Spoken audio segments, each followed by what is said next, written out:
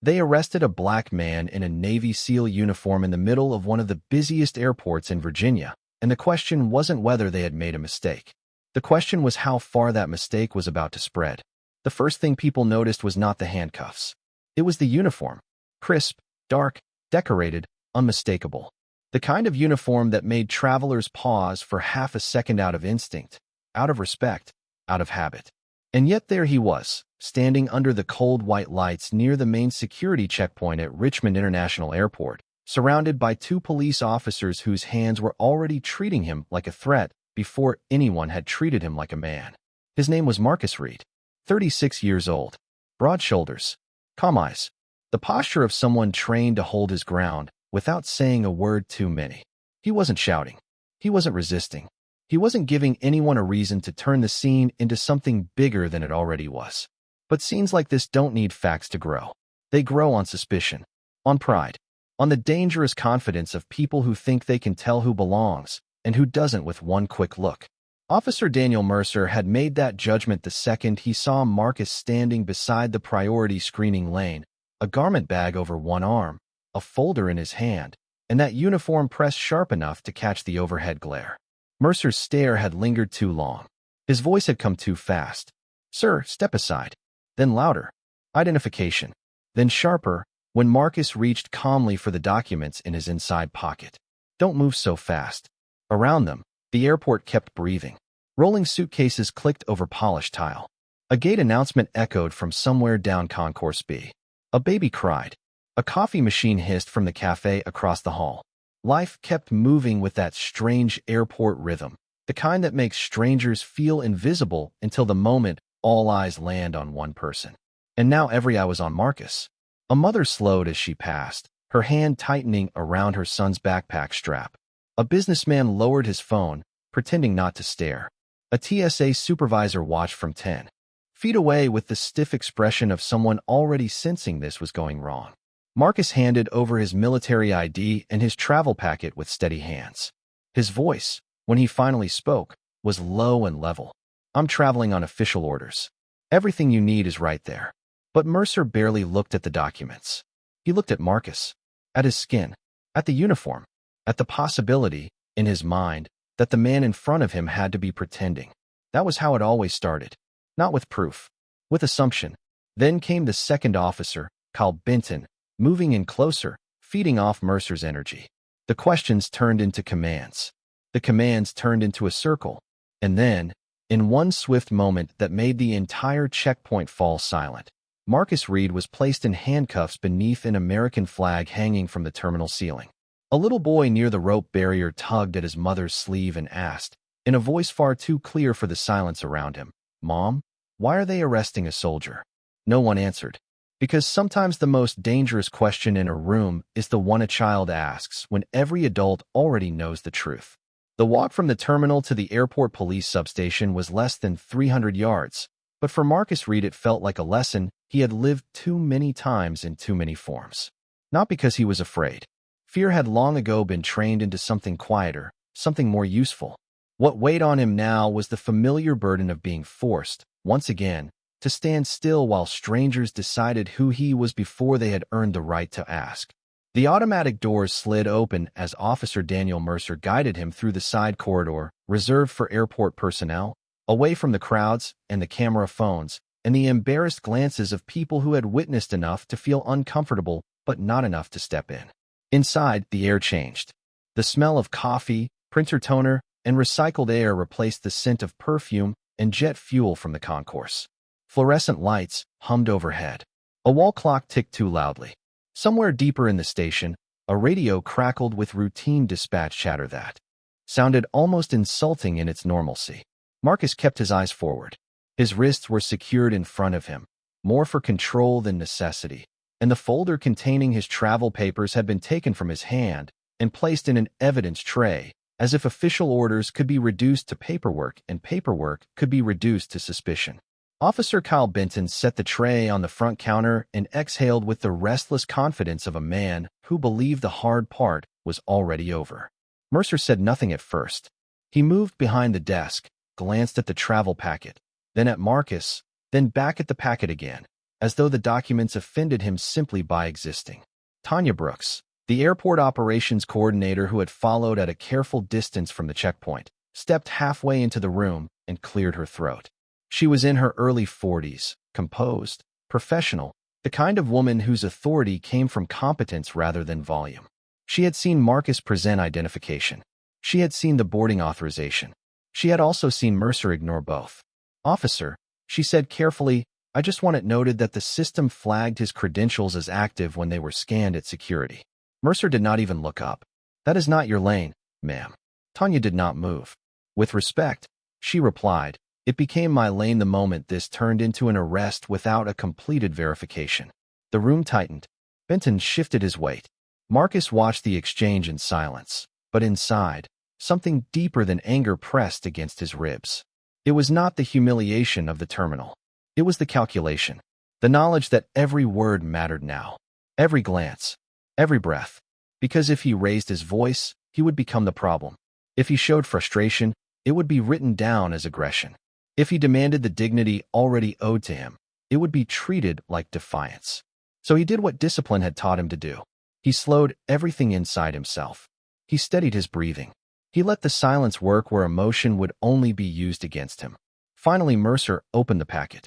His eyes skimmed the top page, then narrowed. There was a memorial service listed in Norfolk. There was also a secondary authorization attached to a joint security briefing scheduled for the following morning, one that involved airport vulnerability review and interagency coordination. Marcus had not wanted to mention that part in public. It was not classified, but it was sensitive enough to deserve care. Mercer flipped to the next page with visible skepticism.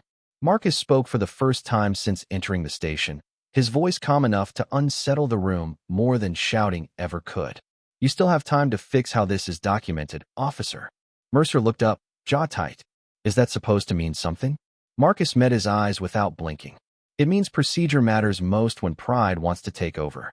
Mercer held Marcus Reed's gaze for a moment too long, the way men sometimes do when they realize control is slipping and mistake stubbornness for strength. Then he looked back down at the packet as if paper might somehow restore the certainty he had carried so confidently out on the terminal floor. Benton leaned over his shoulder, squinting at the pages without fully understanding what he was seeing. Dates, flight numbers, routing codes, official signatures. The language was formal, dry, exact, but beneath it ran a truth neither officer wanted to say out loud. This was not the travel file of a man pretending to be something he was not. This was the file of someone whose movements had already been logged, approved, and expected by people far above the noise of an airport checkpoint.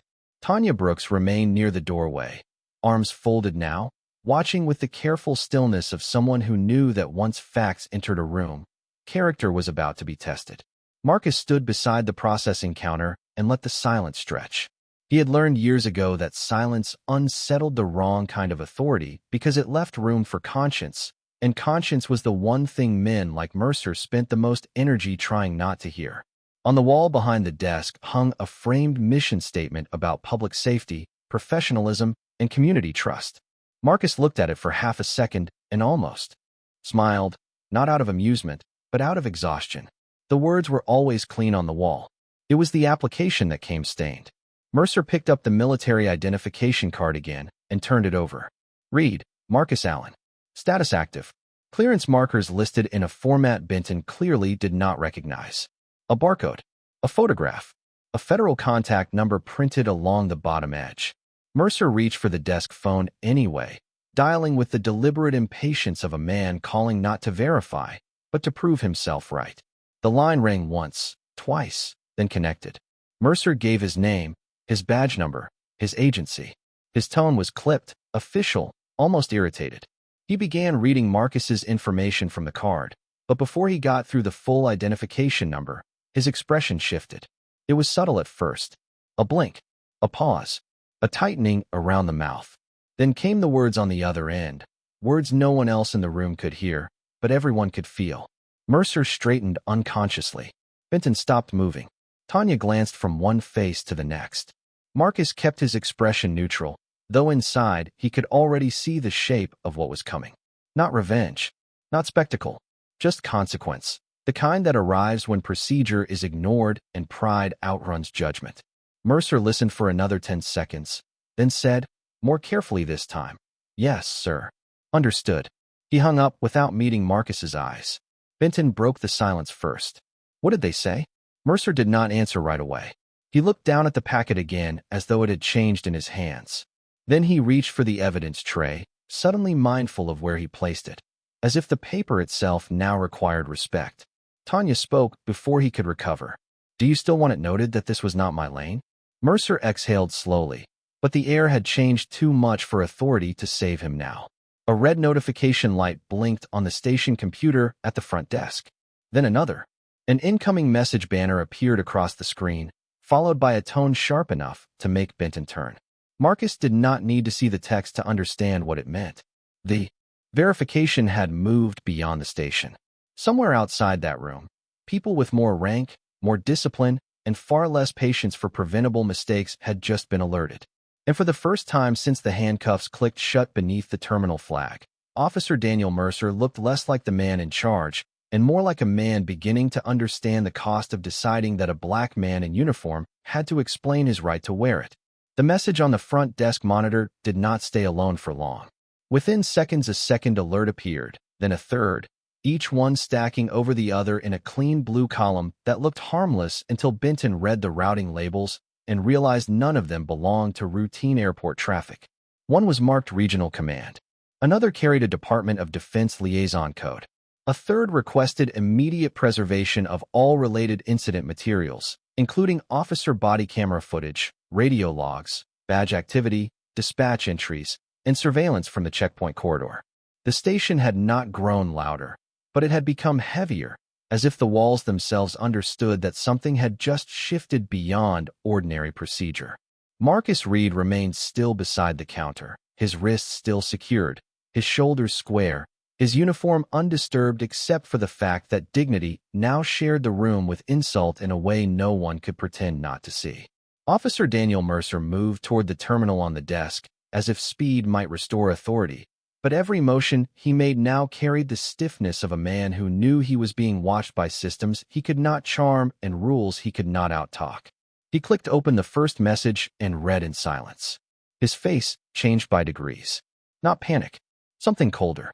The dawning recognition that the story he had started writing about Marcus at the checkpoint was being replaced by an official record he would not get to control. Benton stepped closer. "What is this?" Mercer answered without looking at him. "It is a hold order." "On what?"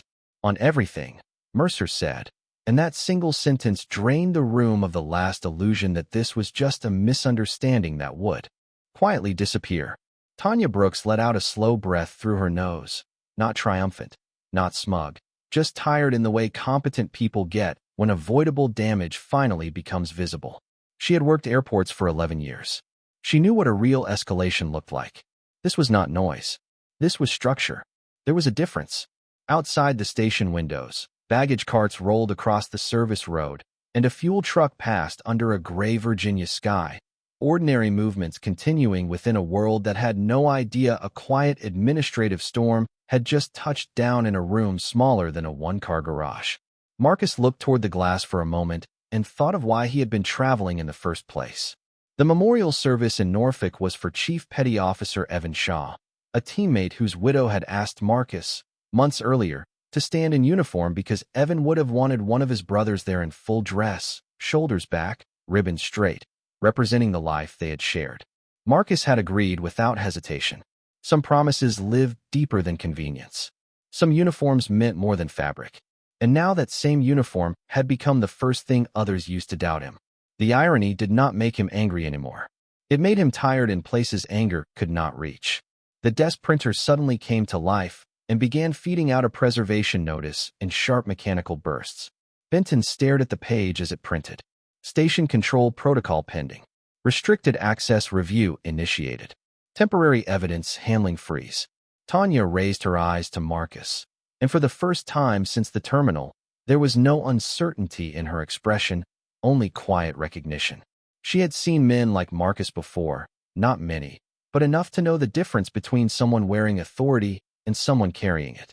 Mercer lifted the printed page and read the final line twice. Effective immediately, access to external exits, digital report editing, and discretionary release of subject property is suspended pending supervisory arrival. Benton swallowed hard. Is this a lockdown? Mercer did not answer right away. He did not need to. At that exact moment, a magnetic click sounded from the main security door, followed by a flat electronic tone. The outer access controls had just changed state. No sirens. No shouting. No dramatic rush of boots down a hallway. Just one clean sound, and with it the truth settling into place. The station was no longer operating on Officer Daniel Mercer's confidence. It was operating on somebody else's command. For a long moment, no one spoke. The station had become one of those rare places where silence no longer felt empty but crowded, thick with the sound of private calculations. Officer Kyle Benton kept glancing at the secured outer door as if he expected someone to come through it, and explained that this had all been an administrative glitch, a crossed signal, a temporary inconvenience. But the printer paper in Mercer's hand was too specific for that, and the locked access panel glowing red near the exit was even more specific. Tanya Brooks stepped farther into the room now, no longer hovering at the threshold like a witness unsure whether she belonged. The boundary had shifted. Whatever this was, it now belonged to everyone in the station. Marcus Reed remained exactly where he had been, tall and still beside the processing counter, his hands restrained, his uniform immaculate except for the indignity of context. His breathing stayed even. His expression stayed level. Yet inside him memory had begun to move, slow and deliberate, the way old storms roll back over ground they know by name. He was no stranger to scrutiny. He had known it in training, when people measured him twice before trusting him once. He had known it in airports, hotels, suburban neighborhoods, and government buildings where his skin always seemed to arrive before his credentials did. But what made moments like this different was never only the insult. It was the echo. It was the reminder that service did not exempt a man from suspicion, even when he had spent years serving a country that promised better than this. Mercer finally set the paper down and moved toward the key cabinet with a care that looked almost ceremonial now. He avoided looking directly at Marcus, which somehow said more than any apology could have. A dispatcher called from the adjacent office and asked why the outbound report terminal had just been restricted. Mercer answered in the clipped tone of someone trying to sound normal, while normal had already left the room. Administrative hold, he said, awaiting supervisory review. The dispatcher paused, then asked the question no one wanted to hear spoken plainly. On the airport arrest?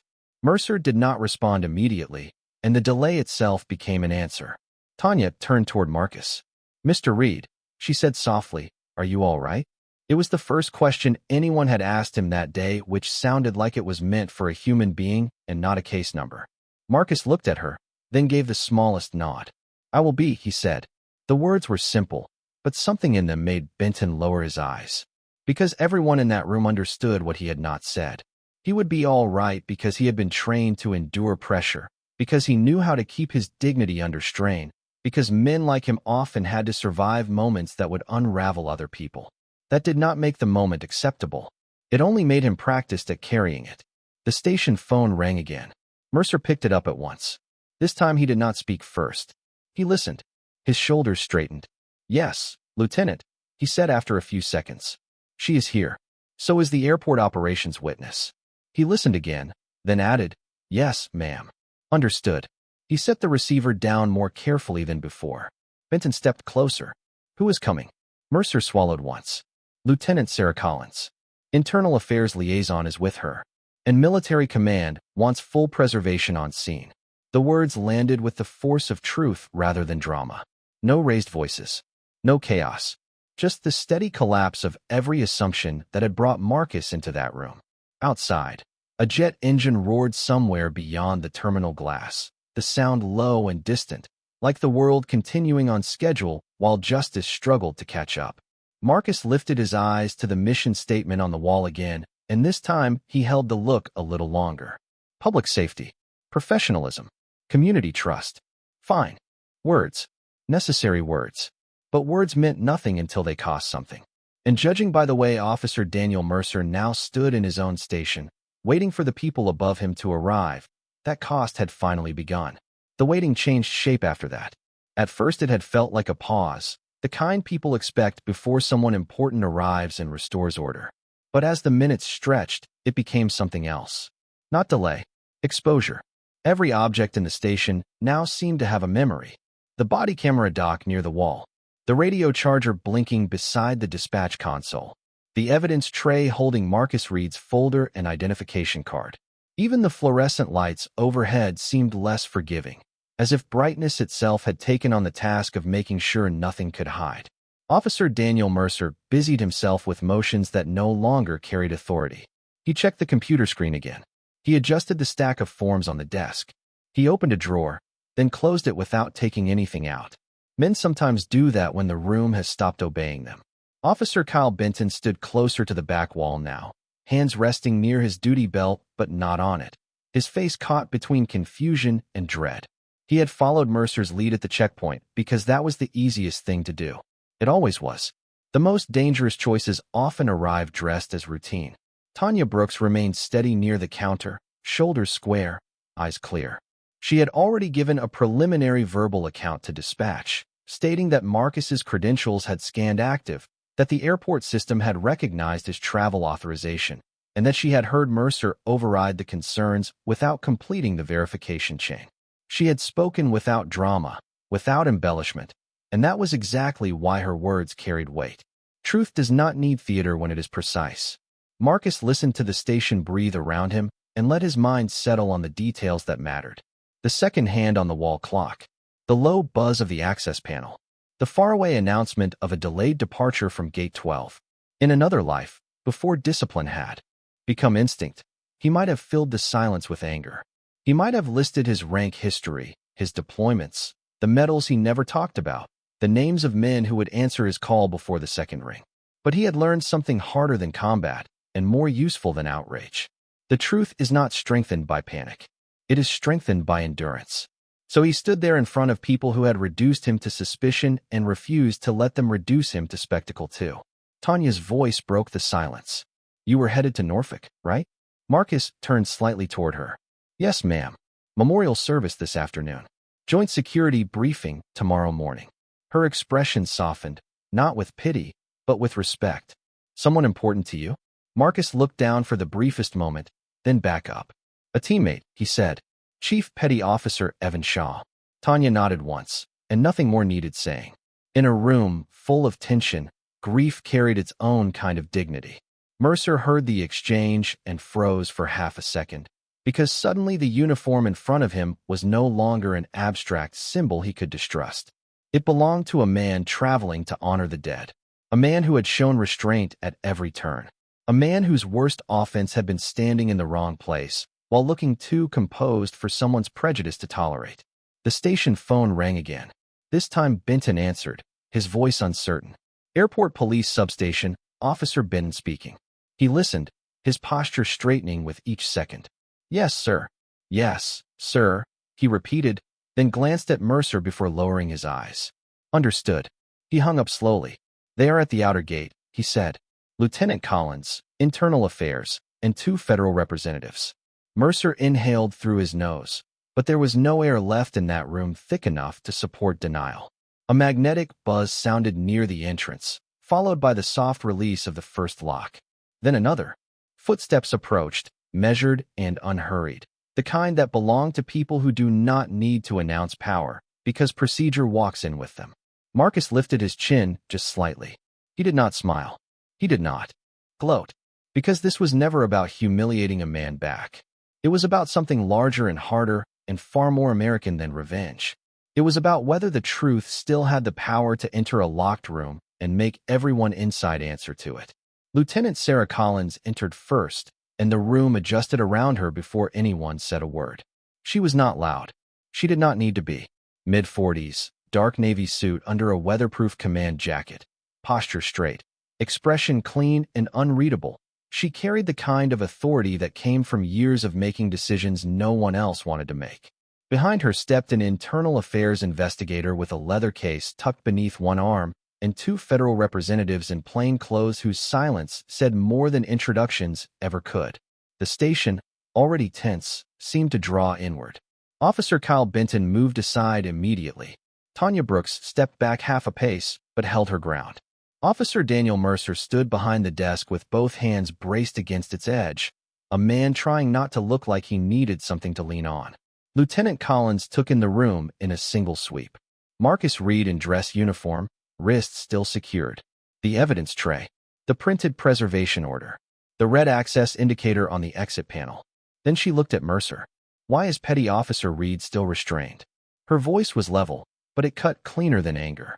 Mercer opened his mouth, then closed it, then tried again. Lieutenant, we were in the middle of verification when the hold order came through. Collins did not blink. Verification had already come through before you transported him, she said. The internal affairs investigator set his case on the counter and began removing forms with deliberate care. One of the federal representatives stepped toward the evidence tray and checked the documents without touching them, as though even now procedure mattered down to the inch. Marcus stood still and let the moment unfold. There was no satisfaction in it, only a deep, quiet weariness. Collins turned toward him, and for the first time since the checkpoint, someone in authority addressed him exactly as he was. Petty Officer Reed, Lieutenant Sarah Collins. I am sorry for the treatment you have received in this facility. We are correcting it now. Marcus met her gaze and gave a small nod. Thank you, Lieutenant. She looked to Benton. Remove the restraints. Benton hesitated only because habit had not yet caught up to truth, but one glance from Collins ended that. He stepped forward, hands less steady than before, and unlocked the cuffs. The sound was soft, almost disappointingly soft after all that tension, but it changed the room. Marcus lowered his hands slowly and rubbed one wrist with the other, not dramatically, just enough to remind everyone there had been metal where there should have been trust. Collins continued without pause.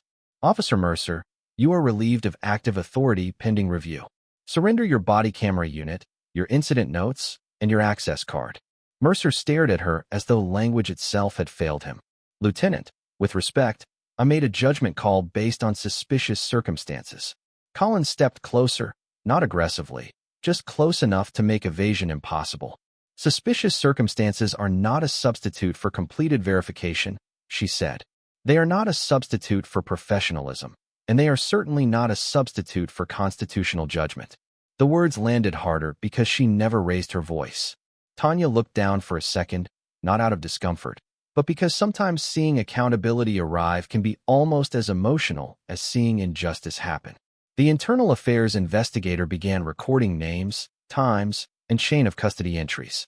The federal representative finally spoke, his tone precise. Petty Officer Reed's travel orders intersect with tomorrow's Transportation Security Coordination briefing. That means this detention did not only affect a private citizen. It disrupted a protected movement under documented federal notice. Benton swallowed. Mercer said nothing. Marcus looked from face to face and felt the strange weight of being vindicated in a room where he had never should have needed vindication at all. Collins turned back to him. Your property will be returned in full once the chain is documented. You will also be escorted to your departure gate if you still choose to travel. Marcus's eyes shifted briefly to the window, to the gray light beyond the station, to the day still moving outside. Then he looked back at her. I still have somewhere to be, Lieutenant, he said.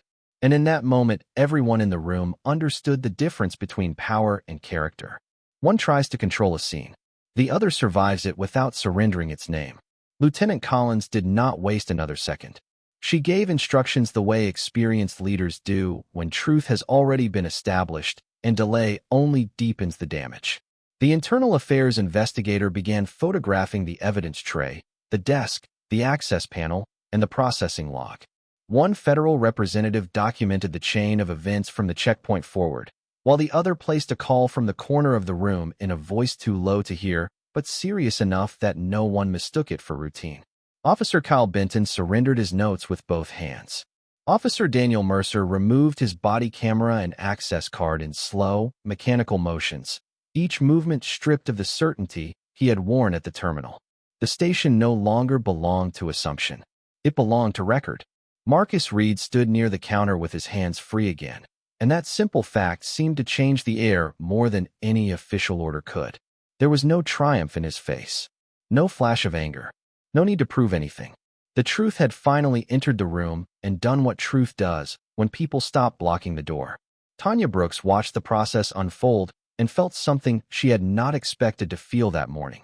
Relief, yes, but also disappointment, the heavy kind that comes when professionalism has to be enforced in a place where it should have been instinctive. She had spent more than a decade coordinating airport operations, and she had seen tempers, confusion, delays, and plenty of human error. But this had not been confusion. It had been judgment dressed up as procedure.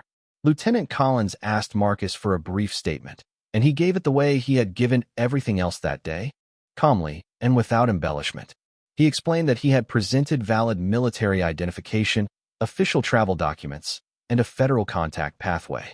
He explained that he had complied with every instruction, answered every question, and made no attempt to escalate the encounter.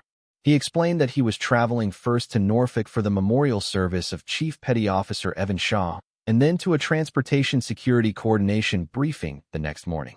Collins listened without interrupting and wrote only what mattered. Facts, sequence, conduct. At the end, she looked up and said, "Thank you for your restraint, Petty Officer." Marcus held her gaze for a moment before answering. "Restraint should not be what makes a man deserve respect, Lieutenant." The room went still again, not because anyone disagreed, but because the sentence landed exactly where it needed to. Tanya looked down briefly, blinking against the sting behind her eyes. Benton stared at the floor. Even the internal affairs investigator paused for half a beat before returning to his notes. Collins nodded once. "You are right," she said. And in that exchange, something larger than one arrest came into focus. This was never only about one officer making a bad call. It was about the quiet, corrosive habit of requiring dignity to be earned by those who should have been granted it from the start. The federal representative finished his call and approached Collins. "Transportation Command has been notified. His seat can still be protected if he moves within the next 20 minutes. Collins turned to Tanya. "Can you personally escort him through secondary clearance?" Tanya answered immediately. "Yes, ma'am." Mercer finally spoke, his voice lower than it had been all day. "Petty Officer Reed, He stopped there, as if the rest of the sentence could not survive contact with what he had done. Marcus looked at him, not coldly, not warmly, simply with the tired clarity of a man who had seen too many apologies arrive after the damage was complete. He did not rescue Mercer from the moment by accepting words that had not been fully formed. He only said, "What you thought you saw was never the truth." "Collins, let that sit in the room for exactly one breath before turning back to procedure. Officer Mercer, remain available for interview. Officer Benton, same for you. No one leaves until release is authorized." Then she faced Marcus again and handed him back his identification card with both hands, an act so small it might have gone unnoticed anywhere else, but not there, not after everything. Marcus took the card carefully, slid it into his inside pocket, straightened the front of his uniform, and for the first time that day looked fully like a man returning to himself. Outside the station windows, a plane lifted into the cloudy Virginia sky, climbing clean through the gray, and for a brief second everyone in that room seemed to understand that dignity, once denied, does not return with noise. It returns with witness, with accountability, and with the quiet strength of the person who refused to let someone else's prejudice define his place in the world. Tanya Brooks walked beside Marcus Reed through the secured corridor leading back toward the terminal, and for the first time that morning the airport felt almost ordinary again. Almost. The rolling announcements had resumed their distant rhythm. Wheels clicked over tile.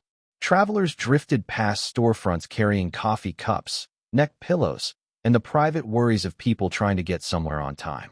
But for Marcus, ordinary had been split cleanly in two. There was the morning before the checkpoint, when he had still believed discipline and documentation would be enough, and there was the morning after, when every sound in the concourse seemed touched by what had happened beneath those fluorescent lights.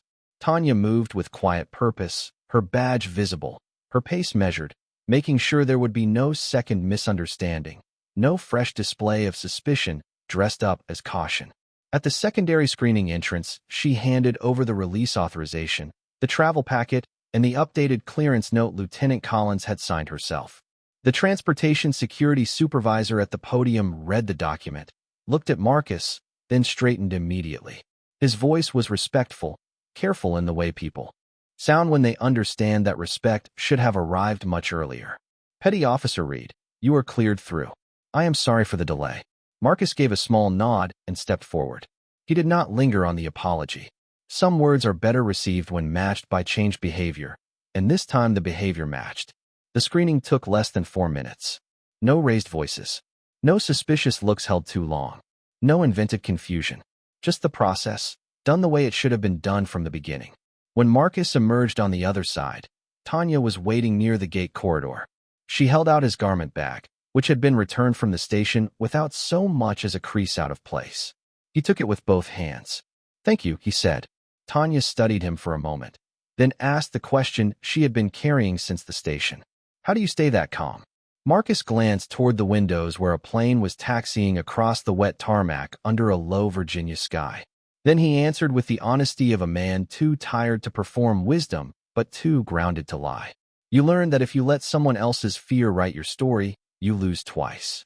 Tanya lowered her eyes for half a second, taking the words in the way people do when truth reaches them before pride can interfere. At gate B14 boarding had already begun. A gate agent scanned Marcus's updated pass and looked at the uniform, the ribbons, the steady face above them, and offered the kind of simple courtesy that should never have been extraordinary. "Safe travels, sir." Marcus stepped onto the jet bridge and felt the day settle around him in a different way. Not lighter exactly. Some things do not get lighter that fast, but clearer.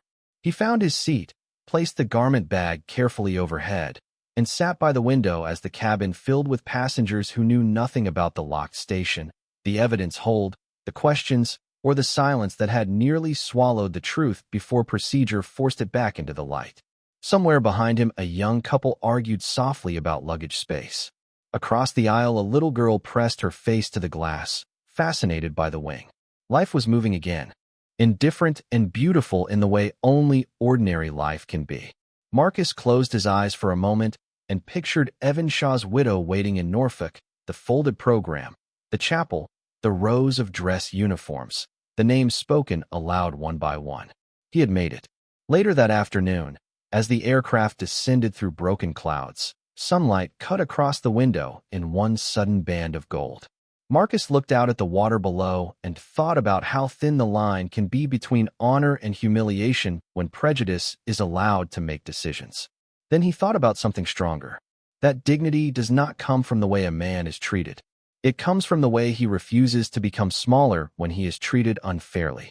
And somewhere back in Richmond, inside a station that had gone quiet under the weight of its own record, there were people being forced to learn a lesson the hard way. Authority without respect is only noise. Procedure without humanity is only machinery. But truth, when it finally arrives, does not need to shout. It locks the door, turns on the light, and asks every person inside who they really are.